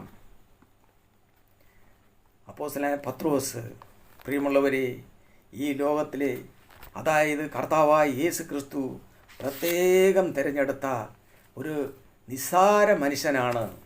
ആ പത്രോസ് എളീറ്റ് നിന്നുകൊണ്ട് പറഞ്ഞ വാക്കാണ്, ആ പരിശുദ്ധാത്മാവിൽ നിറഞ്ഞ് അന്ന് പ്രസംഗിച്ച ഭാഗമാണത്. മനുഷ്യരുടെ രക്ഷയ്ക്ക് ആകാശത്തിൻ്റെ കീഴെ ഭൂമിക്ക് മീതെ മനുഷ്യരുടെ രക്ഷയ്ക്ക് നൽകപ്പെട്ട മറ്റൊരു നാമം ഇല്ല. ഒരുപാട് നാമം ഈ ലോകത്തിൽ ഉണ്ട്. എന്നാൽ മനുഷ്യനെ സഹായിക്കാൻ, മനുഷ്യനെ രക്ഷിക്കാൻ, മനുഷ്യനെ വിടുവിക്കുവാൻ, മനുഷ്യനെ സമാധാനം തരാൻ, മനുഷ്യന് സുഖം തരാൻ, മനുഷ്യനുടെ രക്ഷ, മനുഷ്യൻ ഈ രക്ഷ എന്ന് പറയുന്നത് എന്താണ്? വെറും രക്ഷ എന്ന് പറയുന്നത് എന്താണ്? കുഴിയിൽ വിടുന്ന കൈക്ക് പിടിച്ച് കരകയറ്റുന്നതാണ് രക്ഷ. ഒരുത്തൻ കുഴിയിൽ വീണുപോയി. കുഴിയിൽ വീണാൽ അവനെ പിടിച്ച് കരകയറ്റണം. ആ രക്ഷിക്കുന്നവനാണ് രക്ഷകൻ. അങ്ങനെയുള്ള രക്ഷ, ആ രക്ഷയാണ് കർത്താവായ യേശു ക്രിസ്തു. രക്ഷിക്കപ്പെടുവാൻ നമ്മൾ ഏതെല്ലാം സ്ഥലത്തിൽ നിന്നെല്ലാം രക്ഷിക്കപ്പെടണമോ അവിടെ നിന്നെല്ലാം രക്ഷിക്കപ്പെടുവാൻ യേശു ക്രിസ്തു എന്ന നാമം മാത്രമേ ഉള്ളൂ. യേശു ക്രിസ്തു എന്ന നാമം മാത്രമേ ഉള്ളൂ. ഒരു ഭവനത്തിൽ ഒരു മനുഷ്യൻ എന്തൊക്കെ വേണം? അവന് സുഖം വേണം, സന്തോഷം വേണം, സമാധാനം വേണം, പല പല കാര്യങ്ങൾ വേണം. നാം ഓരോരുത്തരും ദൈവത്തിൻ്റെ അടുക്കൽ മനുഷ്യൻ ദൈവത്തിൻ്റെ അടുക്കൽ പോകണം. എന്തിനാണ് പോണത്? നാം ചിന്തിച്ച് നോക്കുക. എന്തിനാണ് ഞാനിപ്പോൾ കർത്താവിൻ്റെ അടുക്കൽ പോണത്? എന്തിനാണ്? ഓരോരുത്തരും അവിടെ നെഞ്ചിൽ കൈവച്ച് ചോദിക്കുക, എന്തിനാണ് കർത്താവിനെ അന്വേഷിച്ചത്? തിന്നാനും കുടിക്കാൻ ഈ ലോകത്തിൽ ദൈവം മനുഷ്യനെ സൃഷ്ടിച്ചു. അവന് ഏതെങ്കിലും ഒരു രൂപത്തിൽ അവന് തിന്നാൻ കൊടുക്കും, അവന് കിട്ടും. ആഹാരമില്ലാതെ അവനെ പട്ടിണി കിടത്തില്ല കർത്താവ്. അത്രയും നീചനല്ല നമ്മുടെ ദൈവം. അവൻ അത്രമാത്രം സ്നേഹമുള്ളവനാണ്. അത് ദുഷ്ടൻ്റെ മേലും നീതിമാൻ്റെ മേലും ദൈവം മഴയെ പെയ്യിക്കുന്നു എന്നാണ് പറഞ്ഞിരിക്കുന്നത് തിരുവചനത്തിൽ. ഈ ഭൂമിയിലുള്ള ദുഷ്ടൻ്റെ മേലും നീതിമാൻ്റെ മേലും കർത്താവ് മഴയെ പെയ്യിക്കുന്നു എന്ന് തിരുവചനത്തിൽ പറഞ്ഞിരിക്കുന്നു. അതായത് ഈ ഭൂമിയിലുള്ള സകല മനുഷ്യരിലേക്കും ദൈവം തൻ്റെ കാറ്റിനെ കൊടുക്കുന്നു, തൻ്റെ മഴയെ കൊടുക്കുന്നു, വെയിലിനെ കൊടുക്കുന്നു. എല്ലാം ഈ ലോകത്തിൽ ജീവിക്കുന്ന സകല മനുഷ്യർക്കും ദൈവം കൊടുത്തിട്ടുള്ളതാണ്.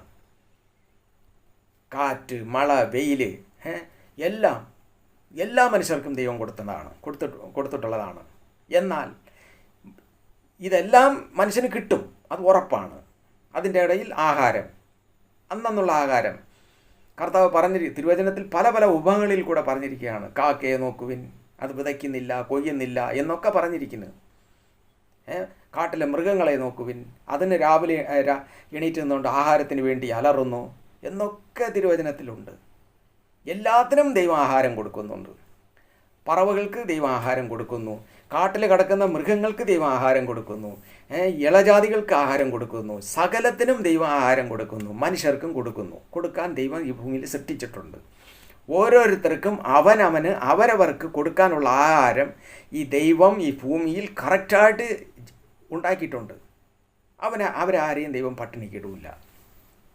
ഏത് വിധത്തെങ്കിലും അവൻ്റെ വയറ്റിലേക്ക് അന്ന് ആഹാരം കിട്ടും, ഏത് വിധത്തിലെങ്കിലും കിട്ടും. സ്തോത്രം. അത് ദൈവത്തിൻ്റെ ഒരു നീതിയാണ്.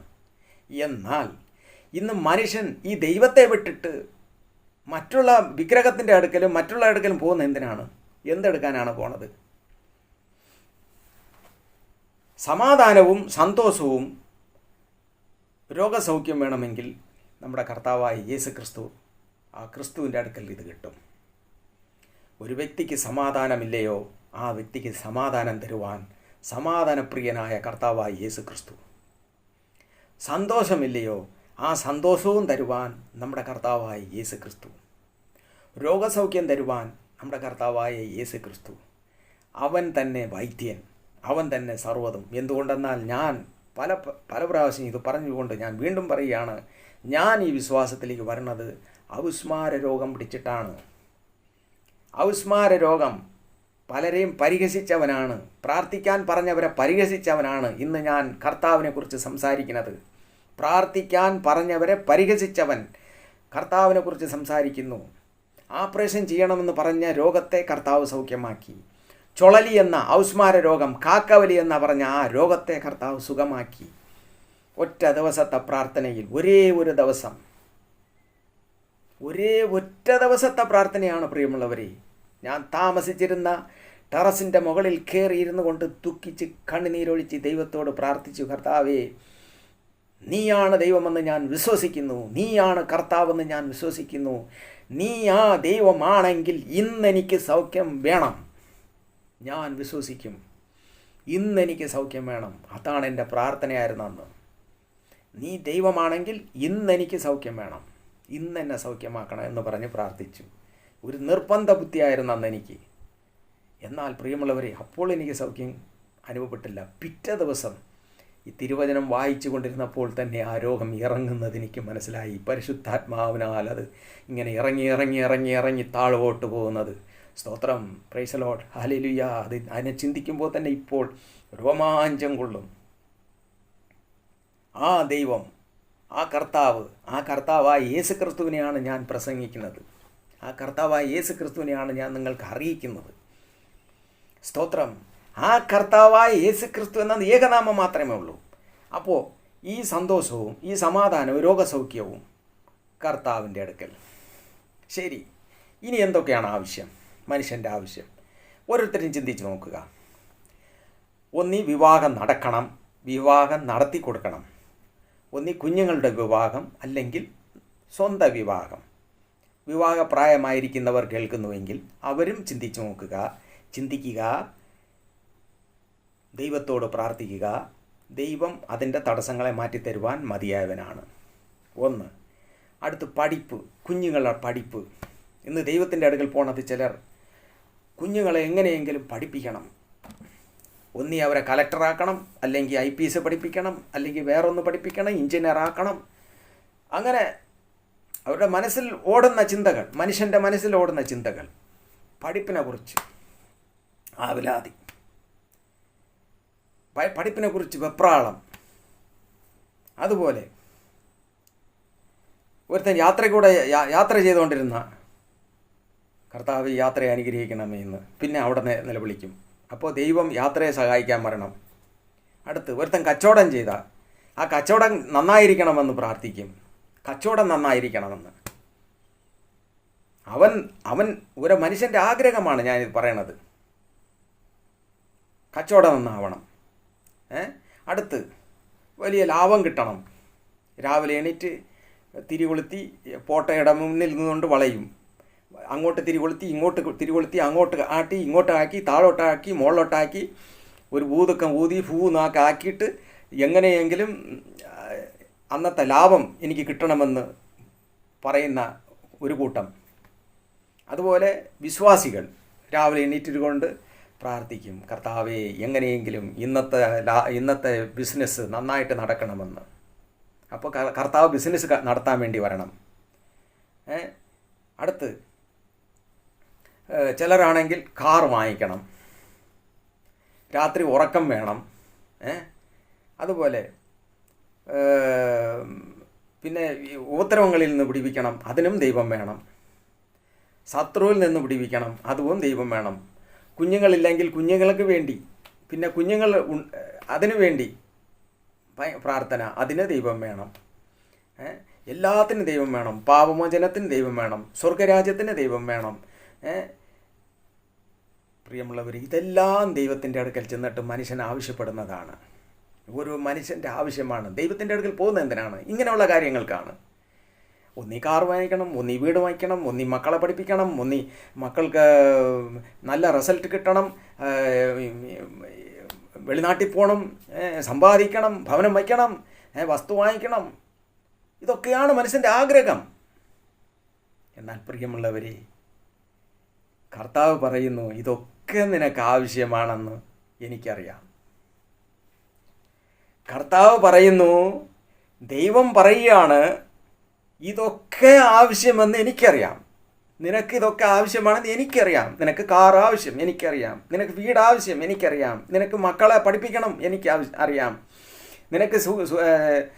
നിനക്ക് യാത്രയിൽ കൂടെ ഇരിക്കണം എനിക്കറിയാം. അത് ഞാൻ ചെയ്യും, എനിക്കറിയാം. നീ ദൈവത്തിൽ വിശ്വസിച്ചാൽ തീർച്ചയായും ദൈവം കൂടെ കാണും, എനിക്കറിയാം.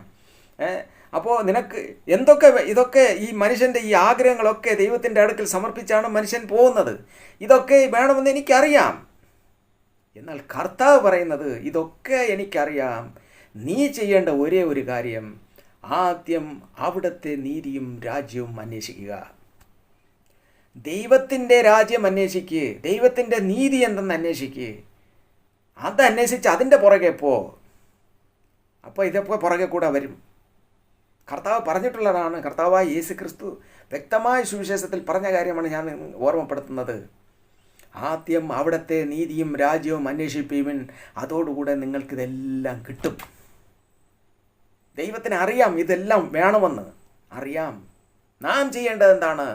ദൈവത്തിൻ്റെ നീതി. എന്താണ് നീതി ദൈവത്തിൻ്റെ? അവൻ അയച്ച കർത്താവായ യേശു ക്രിസ്തുവിൽ വിശ്വസിക്കുക, പുത്രനായ യേശു ക്രിസ്തുവിൽ വിശ്വസിക്കുക. അതാണ് നീതി. ആ വിശ്വാസത്തിൽ കൂടെ നീ ചെയ്യേണ്ട സംഭവങ്ങൾ, മാനസാന്തരപ്പെടുക, വിശുദ്ധ ജീവിതം നയിക്കുക. അതാണ് ദൈവത്തിൻ്റെ നീതി. അതാണ് ദൈവത്തിൻ്റെ നീതി. പ്രിയമുള്ളവരെ, അതാണ് നീതി. ആദ്യം അവിടുത്തെ നീതി, അത് കഴിഞ്ഞ് രാജ്യം, സ്വർഗരാജ്യത്തെക്കുറിച്ച് ചിന്തിക്കുക. ഞാൻ ഇവിടെ ഭൂമിയിൽ ജീവിച്ച് ഇങ്ങനെ എല്ലാം അനുഭവിച്ച് ഞാൻ ചത്ത് മണ്ണടിഞ്ഞ് പാതാളത്തിലേക്ക് പോകുന്നതിനേക്കാൾ സ്വർഗരാജ്യത്തിലേക്ക് പോകണം, ദൈവത്തിൻ്റെ രാജ്യത്തിലേക്ക് പോകണം. അതിനെക്കുറിച്ച് നീ ചിന്തിക്ക്. അതാണ് കർത്താവ് പറയണത്. നിനക്കിതെല്ലാം വേണം, നമുക്കും വേണം, എനിക്കും വേണം. പറയുന്ന എനിക്കും വേണം. ഈ ലോകത്തിൽ ജീവിക്കുമ്പോൾ ഇന്നത് വേണമെന്ന് എനിക്കും വേണം. എന്നാൽ പ്രിയമുള്ളവരെ, സകല മനുഷ്യർക്കും ഇത് വേണമെന്ന് കർത്താവിന് നല്ലതുപോലെ അറിയാം. അവൻ അതെല്ലാം ഈ ഭൂമിയിൽ ഉണ്ടാക്കിയിട്ടുണ്ട്, സൃഷ്ടിച്ചിട്ടുണ്ട്. ഇതിനു വേണ്ടി നമ്മളെ തലയെ പുണ്ണാക്കരുത്. ഇതിനു വേണ്ടി നമ്മളെ തലയെ പുണ്ണാക്കിക്കൊണ്ട് ഒരുത്തൻ്റെ വിഗ്രഹത്തിൻ്റെ മുന്നിൽ ചെന്ന് മുട്ടുമടക്കരുത്. ഇതിനു വേണ്ടി തലയെ പുണ്ണാക്കിക്കൊണ്ട് ഒരു മരിച്ചുപോയ, ഈ ഭൂമിയിൽ ജീവിച്ചു പോയ മനുഷ്യരെ നീ വിളിക്കരുത്. ഇതിനു വേണ്ടി നീ ചെന്നിട്ട് ഏതെങ്കിലും പേട്ട് മനുഷ്യൻ പറയും, അവൻ ഉണ്ടാക്കി വെച്ചിരിക്കുന്ന കൊട്ടാരത്തിൽ ചെന്നിട്ട് അവൻ്റെ വിഗ്രഹത്തിൽ ആരാധിച്ച് അവൻ്റെ ഉപ്പും എണ്ണയും വായിച്ച് നീ തലയിൽ പുരട്ടിക്കൊണ്ട് നടന്നാൽ നിനക്ക് കിട്ടുന്നത് അത് പിശാചിൻ്റെ പ്രവൃത്തിയാണ്. ദുഷ്ടാത്മാവും ഭൂതങ്ങളും നിന്റെ കൂടെ ഇങ്ങനെ ചാഞ്ചാടി കൊണ്ട് നടക്കും. ലഭിക്കേണ്ടത് താമസിക്കും. നിനക്ക് ദൈവം വച്ച് ഒരുക്കിയിരിക്കുന്നത് പിന്നെ ലഭിക്കാൻ താമസിക്കും. അതാണ് നാം മനസ്സിലാക്കേണ്ടത്. ഇസ്രായേൽ ജനം മരുഭൂമിയിൽ നടന്നു വന്നപ്പോൾ 40 വർഷം മരുഭൂമിയിൽ നടന്നു. അവർക്ക് കാനാൻ ദേശം അടുത്താണ്. എന്നാൽ ദൈവം ആ കാനാൻ ദേശത്തിലേക്ക് ഇവരെ കൊണ്ടുപോയില്ല. 40 വർഷകാലം മരുഭൂമിയിൽ സഞ്ചരിച്ചവർ എന്തിന്?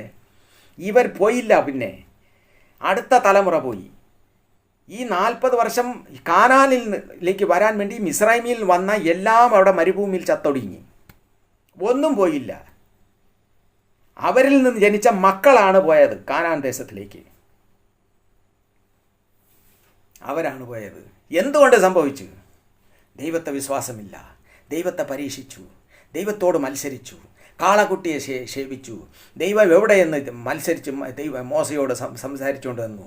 വിഗ്രഹത്തിൻ്റെ അടുക്കൽ പോകുവാൻ ഇവിടെ ഹൃദയം എപ്പോഴും പുറകോട്ട് പോകണം. ഞങ്ങൾ വന്ന മിസ്രൈമിലേക്ക് പോകണം. വിട്ടുപോയ അവിടെ തന്നെ തിരിച്ചു പോകണം. അവിടെ നിന്ന് വന്നതുകൊണ്ടാണ് ഇങ്ങനെ സംഭവിച്ചു. അവിടെ വിട്ടു വന്നതുകൊണ്ടാണ് ഇത് സംഭവിച്ചു. ഇന്ന് പലരും ചിന്തിക്കുന്നത്, ഞാൻ ആദ്യം ഇരുന്നിടത്ത് കൊള്ളായിരുന്നു, അങ്ങോട്ട് പോയാൽ കൊള്ളാം. മനസ്സ് ദൈവം കാണുന്നതാണ്. ആ മനസ്സിനെ കാണുന്ന ദൈവത്തിൻ്റെ മുന്നിൽ നാം പൂർണ്ണമായിട്ട് ദൈവത്തിൻ്റെ അടുക്കലേക്ക് പോകണം. പൂർണ്ണ മനസ്സോടുകൂടെ ദൈവത്തിൻ്റെ അടുക്കലേക്ക് പോകണം. പൂർണ്ണ ഹൃദയത്തോടുകൂടെ ദൈവത്തിൻ്റെ അടുക്കലേക്ക് പോകണം. അല്ലാതെ ഈ മിസ്രൈമിക്കാർ ചെയ്തതുപോലെ നീ പാതി ഇവിടെയും വെച്ചിട്ട് പാതി അങ്ങ് പഴയതിലേക്കും കൊടുത്താൽ ദൈവം പ്രവർത്തിക്കില്ല. കർത്താവ് പ്രവർത്തിക്കില്ല. പ്രിയമുള്ള സഹോദര സഹോദരി, നമുക്കിതെല്ലാം ആവശ്യമുണ്ടെന്ന് ദൈവം നല്ലപോലെ അറിയുന്നു. പ്രിയമുള്ളവരെ, നാം ഏകദൈവമായ കർത്താവിനെ മാത്രമേ വിശ്വസിക്കാവൂ, ആരാധിക്കാവൂ. ഇങ്ങനെയുള്ള കാര്യങ്ങൾ നമുക്ക് കിട്ടാൻ താമസിക്കുന്നതിൻ്റെ ഒരേ ഒരു കാരണം നമ്മളെ വെപ്രാളവും നമ്മളെ ഹൃദയ ചാഞ്ചല്യവുമാണ്. നമ്മൾ അരമനസ്സാണ്. പൂർണ്ണ മനസ്സ് ദൈവത്തിൻ്റെ അടുക്കിലേക്ക് പോകാതെ നമ്മൾ പിന്മാറിക്കൊണ്ടിരിക്കുന്നത് കൊണ്ടാണ്. പ്രിയമുള്ളവരെ, ദൈവം പരിശുദ്ധനാണ്. അവൻ വാക്ക് പറഞ്ഞിട്ടുണ്ടെങ്കിൽ നിവർത്തിക്കാൻ ശക്തനാണ്. നാം എപ്പോഴും മനസ്സിലാക്കണം. പ്രവർത്തിക്കുന്ന ദൈവമാണ് കർത്താവ്, ജീവിക്കുന്നവനാണ്. അതുകൊണ്ട് നശിച്ചു പോകുന്ന ആഹാരത്തിന് വേണ്ടി അല്ല നാം പ്രവർത്തിക്കേണ്ടത്, നിലനിൽക്കുന്ന ആഹാരത്തിന് വേണ്ടി. എന്നും നിലനിൽക്കുന്ന ആഹാരത്തിന് വേണ്ടി നാം പ്രവർത്തിക്കണം. അതാണ് സ്വർഗത്തിലെ പിതാവ് നമുക്ക് തരുമെന്ന് പറഞ്ഞിരിക്കുന്നത്. സ്തോത്രം. ആദ്യം അവിടുത്തെ നീതിയും രാജ്യവും അന്വേഷിപ്പിൻ, അതോടുകൂടെ നിങ്ങൾക്ക് ഇതെല്ലാം കിട്ടും. ഇതൊക്കെ നമുക്ക് ആവശ്യമെന്ന് കർത്താവ് നല്ലതുപോലെ അറിയുന്നു. ഞാൻ വീണ്ടും പറയുന്നു, ഒരു പോലീസ് സ്റ്റേഷനിൽ പോയാൽ രാവിലെ അവൻ എണീറ്റ് നിന്നുകൊണ്ട് പ്രാർത്ഥിക്കും, ഇവിടെ ഒരുപാട് കള്ളന്മാർ വരണമെന്ന്, കുറ്റവാളി ഇവിടെ വരണമെന്ന്. ഡോക്ടർ എണീറ്റ് നിന്ന് പ്രാർത്ഥിക്കും, എന്തെന്നറിയാമോ, ഇന്ന് ഒരുപാട് രോഗികൾ വരണമെന്ന്. ആരെയെല്ലാം ദൈവം സഹായിക്കും? അവൻ കുറ്റവാളിയെ പോലീസ് സ്റ്റേഷന് കൊടുക്കുമോ? കുറ്റവാളിയെ കൊണ്ട് കൊടുക്കുമോ പോലീസ് സ്റ്റേഷന് ദൈവം? അപ്പോൾ രോഗി വരണമെന്ന് ആശുപത്രിയിൽ വെച്ചിട്ട് ഡോക്ടർമാരും അവരും പ്രാർത്ഥിക്കുന്നു. ദൈവം ഡെയിലി രോഗം ഉണ്ടാക്കി കൊണ്ട് കൊടുക്കുന്നതാണ് അവൻ്റെ ജോലി, ദൈവത്തിൻ്റെ ജോലി. മനുഷ്യനെ രോഗിയാക്കി അവന് കൊണ്ട് കൊടുക്കുക. അവൻ പ്രാർത്ഥിക്കും രോഗികൾ വരാൻ, അവൻ കുറ്റവാളി വരാൻ പ്രാർത്ഥിക്കും. ഇതുപോലെ ഓരോരുത്തരും ഓരോരുടെ ആവശ്യമായിട്ട് പ്രാർത്ഥിക്കും. ദൈവത്തിൻ്റെ ജോലി ഇതൊക്കെയാണോ? സ്തോത്രം. ഹല്ലേലൂയ. കർത്താവേ, ദൈവത്തിന് മഹത്വം ഉണ്ടാകട്ടെ. പ്രിയമുള്ള എൻ്റെ സഹോദരങ്ങളെ, നാം ദൈവത്തെ പരീക്ഷിക്കരുത്. കർത്താവ് ദുഃഖിക്കുന്നു. കർത്താവിൻ്റെ ആത്മാവ് ദുഃഖിക്കുന്നു. അതുകൊണ്ടാണ് പറയുന്നത്, എന്നിൽ എന്ത് തെറ്റ് നിങ്ങൾ കണ്ടിട്ടാണ് നിങ്ങൾ ഈ മിഥ്യാമൂർത്തിൻ്റെ അടുക്കൽ പോകുന്നത്?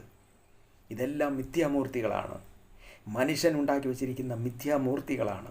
അതിൻ്റെ മുന്നിൽ നിങ്ങൾ എന്തിനു പോകുന്നു? കർത്താവ് ചോദിക്കുന്ന ചോദ്യമാണ് പ്രിയമുള്ളവരെ. അതുകൊണ്ട് നാം ഓരോരുത്തരും മനസ്സിലാക്കിയിരിക്കേണ്ട ഒരു കാര്യം, നമ്മുടെ കർത്താവായ യേശു ക്രിസ്തു അല്ലാതെ ഈ ഭൂമിയിൽ മറ്റാരും നമ്മളെ സഹായിക്കാനില്ല. ഒരു നാമവും ഇല്ല. ഒരു നാമവും നമ്മളെ സഹായിക്കത്തില്ല. ഒരു നാമവും നമ്മളെ രക്ഷിക്കത്തില്ല. നാം ഏത് നാമം വിളിച്ചാലും ശരി, അതൊന്നും നമ്മളെ സഹായിക്കില്ല. രക്ഷ എന്ന് പറയുന്നത്, രക്ഷിക്കുക എന്ന് പറയുന്നത് ക്രിസ്തുവിന് ഉള്ളതാണ്, യേശു ക്രിസ്തുവിനുള്ളതാണ്. അതുകൊണ്ടാണ് അപ്പോസ്തലനായ പത്രോസ് വിളിച്ചു പറയുന്നത്. എത്ര പേര് രക്ഷിക്കപ്പെട്ടെന്നറിയാമോ? അന്ന് 3000 പേർ, 3000-ലധികം പേർ അവിടെ രക്ഷിക്കപ്പെട്ടു. യേശു ക്രിസ്തുവിൽ വിശ്വസിച്ചു, സ്നാനം എടുത്തു, ക്രിസ്തുവിനോടുകൂടെ ചേർന്നു. അന്ന് സഭ എന്ന് പറഞ്ഞ അവിടെ രൂപമുണ്ടായി. സഭ, അതാണ് സഭ. വിശ്വാസികളുടെ കൂട്ടം, അതാണ് സഭ. അവിടെ ഒരു വിഗ്രഹം വച്ചല്ല അവർ സഭ ആരാധന നടത്തിയത്. അവിടെ ഈ ഭൂമിയിൽ ജീവിച്ചു പോയ മറ്റുള്ള എത്രയോ പ്രവാചകന്മാർ ജീവിച്ചു പോയി. അവർക്ക് വേണമെങ്കിൽ ഇന്ന് ഈ അപ്പോസ്തലന്മാരെ വിളിക്കുന്ന ജനമേ, നീ ഒന്ന് മനസ്സിലാക്കണം, അവർക്ക് വേണമെങ്കിൽ അന്ന് ആരെയൊക്കെ വിളിക്കായിരുന്നു? ആബ്രഹാം, ഈസാക്ക്, യാക്കോബ്, അവരൊക്കെ വിളിക്കായിരുന്നു. മോശയെ വിളിക്കായിരുന്നു, പ്രവാചകന്മാരെ വിളിക്കായിരുന്നു. അവരാരെയും വിളിച്ചില്ല അന്ന്. അവരാരെയും വിളിച്ചല്ല അന്ന് അവരെ പ്രാർത്ഥിച്ചത്. കർത്താവായ യേശു ക്രിസ്തുവിന് വേണ്ടി, യേശു ക്രിസ്തുവിൻ്റെ നാമമാണ് അവർ അന്ന് വിളിച്ച് പ്രാർത്ഥിച്ച് അവിടെ ഇരുന്ന് ദൈവത്തെ മഹത്വപ്പെടുത്തിക്കൊണ്ടിരുന്നത്. അപ്പോഴാണ് പരിശുദ്ധാത്മാവ് വന്നത്. അതേ ആത്മാവ് തന്നെയാണ് ഇന്നും പ്രവർത്തിക്കുന്നത്. അതുകൊണ്ടാണ് അപ്പോസ്തലനായ പത്രോസ് വിളിച്ച് പറയുന്നത്, എൻ്റെ സഹോദര, എൻ്റെ സഹോദരി, നീ കേൾക്ക്. ഈ ഭൂമിയിൽ നീ രക്ഷ എന്ന് പറഞ്ഞ് ഇവൻ എന്നെ സഹായിക്കും, പത്രോസ് എന്നെ സഹായിക്കും, മറിയ എന്നെ സഹായിക്കും, അപ്പോസ്തലന്മാർ എന്നെ സഹായിക്കും, മിഖായേൽ എന്നെ സഹായിക്കും, മദർ തെരേസ എന്നെ സഹായിക്കും, ഇല്ല അൽഫോൻസ എന്നെ സഹായിക്കും. ഇങ്ങനെ പല പല ആളുകൾ എന്നെ സഹായിക്കുമെന്ന് പറഞ്ഞുകൊണ്ട് നിൻ്റെ സമയം നീ വ്യർത്ഥമായി ചെലവാക്കി കളയാതെ സഹായിക്കാനും രക്ഷിക്കാനും വിടുവിക്കാനും ശക്തനായ കർത്താവായ യേശു ക്രിസ്തു എന്ന ഏകനാമത്തെ വിളി. ഏകനാമം. ഹല്ലേലൂയ. അവൻ വിടുവിക്കും, അവൻ രക്ഷിക്കും, അവൻ സഹായിക്കും, അവൻ സർവ്വത്തിനും മതിയായവനാണ്. സ്തോത്രം, സ്തോത്രം, സ്തോത്രം. അവൻ സർവ്വത്തിനും മതിയായവനാണ്. പ്രിയമുള്ളവരെ, അവൻ സർവ്വത്തിനും മതിയായവനാണ്. യേശു ക്രിസ്തു എന്ന ഏകനാമമല്ലാതെ മറ്റൊരു നാമമില്ല നമ്മളെ സഹായിക്കാനും രക്ഷിക്കാനും വിടുവിക്കുവാനും. പ്രിയമുള്ളവരെ, ഏകനാമം യേശു ക്രിസ്തു എന്ന നാമം മാത്രമേ ഉള്ളൂ. സ്തോത്രം, ഹല്ലേലൂയ, സ്തോത്രം. പ്രിയമുള്ള സഹോദരങ്ങളെ, എന്നെ കേൾക്കുന്ന എൻ്റെ പ്രിയമുള്ള സഹോദരങ്ങളെ, എല്ലാ മഹത്വത്തിനും മാനത്തിനും പുകഴ്ചയ്ക്കും യോഗ്യനായവൻ നമ്മുടെ കർത്താവായ യേശു ക്രിസ്തുവാണ്. മനുഷ്യൻ്റെ രക്ഷയ്ക്കായി നൽകപ്പെട്ട മറ്റൊരു നാമം ഈ ഭൂമിയിലില്ല. വീണ്ടും വീണ്ടും പറയുകയാണ്, എന്തിനും ഏതിനും യേശു ക്രിസ്തു എന്ന നാമം മാത്രമേ ഉള്ളൂ. അവനിൽ എന്ത് തെറ്റ് നിങ്ങൾ കണ്ടുകൊണ്ടാണ് നിങ്ങൾ ഈ ഇടയിൽ ആ ക്രിസ്തുവിനോട് പ്രാർത്ഥിക്കുവാൻ ഇടയിൽ ഇടനിലക്കാരെ നിർത്തുന്നത്, മറിയെ നിർത്തുന്നത്, അപ്പോസ്തലന്മാരെ നിർത്തുന്നത്. എന്തിന്? ഞങ്ങൾക്ക് വേണ്ടി അപേക്ഷിക്കണമേ, ഞങ്ങൾക്ക് വേണ്ടി പ്രാർത്ഥിക്കണമേ. ഇത് വീണ്ടും ഞാൻ പറയുകയാണ്, ആഭിചാരമാണ്, ദുഷ്ടാത്മാവാണ്. നിങ്ങളെ മക്കളെ നശിപ്പിക്കല്ലേ, അവരുടെ ജീവിതത്തെ നശിപ്പിക്കല്ലേ. ഞാൻ പറയുകയാണ്, ജീവിതത്തെ നശിപ്പിക്കല്ലേ. വലിയ ഞാൻ കഴിഞ്ഞ ഇതിൽ പറഞ്ഞു, കർത്താവ് വെളിപ്പെടുത്തിയ കാര്യങ്ങൾ ഞാൻ വീണ്ടും വീണ്ടും അത് ഓർമ്മപ്പെടുത്തുകയാണ്. വലിയ അനർത്ഥങ്ങളും ദുഃഖങ്ങളും വേദനകളും അനുഭവിക്കേണ്ടി വരും. പ്രിയമുള്ളവരെ, അതിൽ നിന്നെല്ലാം വിട്ടൊഴിഞ്ഞ് ഓടുവിൻ. ദൈവം നിങ്ങളെ രക്ഷിക്കട്ടെ. നിങ്ങൾ ദൈവത്തിൻ്റെ അടുക്കൽ വന്ന് മുട്ടുമടക്കുവിൻ. യേശു ക്രിസ്തു എന്ന ഏകനാമത്തെ അല്ലാതെ മറ്റൊരു നാമത്തെ നിങ്ങൾ വിളിക്കാതിരിക്കുവിൻ. അവനാണ് രക്ഷകൻ, അവനാണ് വിടുവിക്കുന്നവൻ. സ്തോത്രം, ഹല്ലേലൂയ, സ്തോത്രം. അതുകൊണ്ടാണ് പ്രിയമുള്ളവരെ, പാട്ടുകാരൻ പോലും പാടിയിരിക്കുന്നത്, യേശു നല്ലവൻ, അവൻ വല്ലവൻ, അവൻ ദയയോ എന്നും ഉള്ളത്. യേശു നല്ലവൻ, അവൻ വല്ലവൻ, അവൻ ദയയോ എന്നും ഉള്ളത്. പെരുവെള്ളത്തിൻ ഇരച്ചിൽ പോലെ സ്തുതിച്ചിടുക നാം അവൻ്റെ നാമം. പെരുവെള്ളത്തിൻ ഇരച്ചിൽ പോലെ സ്തുതിച്ചിടുക നാം അവൻ്റെ നാമം. Hallelujah hallelujah hallelujah hallelujah. മഹത്വവും മാനവും സ്തോത്രവും ബഹുമാനം ശക്തിയും ബലവും യേശുവിന്. മഹത്വവും മാനവും സ്തോത്രവും ബഹുമാനം ശക്തിയും ബലവും യേശുവിന്. സ്തോത്രം. മഹത്വവും മാനവും ബഹുമാനവും സ്തോത്രവും സ്തുതിയും ആരാധനയും നമ്മുടെ കർത്താവായ യേശു ക്രിസ്തുവിനാണ്. രക്ഷകൻ യേശു ക്രിസ്തുവാണ്.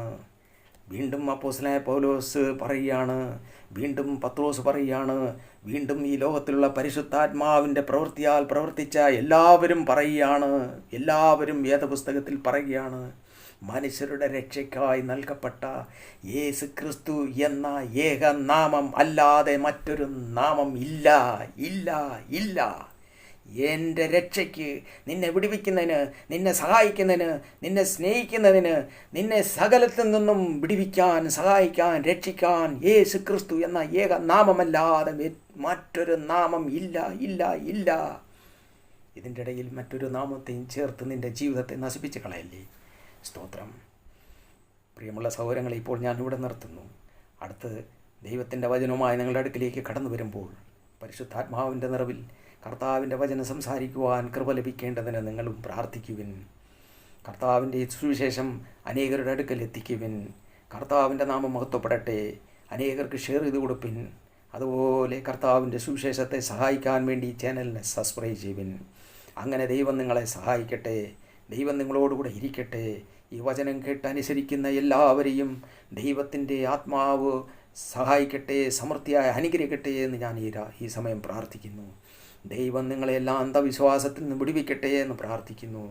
ദൈവം നിങ്ങളുടെ എല്ലാ കാര്യങ്ങളും സമൃദ്ധിയായി നൽകുവാൻ തക്കവണ്ണം നിങ്ങളുടെ വിശ്വാസം യേശു ക്രിസ്തുവിൽ അടിയുറച്ച് നിൽക്കട്ടെ എന്ന് ഞാൻ പ്രാർത്ഥിക്കുന്നു. അങ്ങനെ ദൈവത്തിൻ്റെ കൃപ നിങ്ങളോടുകൂടെ ഇരിക്കട്ടെ എന്ന് പ്രാർത്ഥിക്കുന്നു. സർവശക്തനായ ദൈവമേ, വചനത്താൽ ഞങ്ങളെ അനുഗ്രഹിക്കണമേ. കേൾക്കുന്ന എല്ലാ മക്കളും പരിശുദ്ധാത്മാവിൻ്റെ നിറവിൽ ലോകത്തിൽ ജീവിക്കുവാൻ തക്കവണ്ണം പരിശുദ്ധാത്മാവിൻ്റെ കൃപ ഇവരിലേക്ക് വ്യാപരിക്കണമേ. അന്ധകാരത്തിൽ നിന്ന്, അന്ധവിശ്വാസത്തിൽ നിന്ന് ഈ ജനമെല്ലാം വിടുവിക്കപ്പെടുവാൻ ദൈവത്തിൻ്റെ കരങ്ങളിൽ ഏൽപ്പിക്കുന്നു. മഹത്വവും മാനവും പൂഴ്ചയും സ്തോത്രവും എല്ലാം അങ്ങേക്കുള്ളതാണ്. യേശു ക്രിസ്തുവിൻ്റെ നാമത്തിൽ തന്നെ പിതാവേ, ആമേൻ. സ്തോത്രം. പ്രിയമുള്ള സഹോദരങ്ങളെ, എല്ലാവരെയും ദൈവം അനുഗ്രഹിക്കട്ടെ. വിശ്വാസത്തിൽ യേശു ക്രിസ്തുവിൽ അടിയുറച്ച് നിൽക്കുക. ദൈവം നമ്മുടെ കർത്താവ് കൂടെ ഉണ്ടെപ്പോഴും. സ്തോത്രം.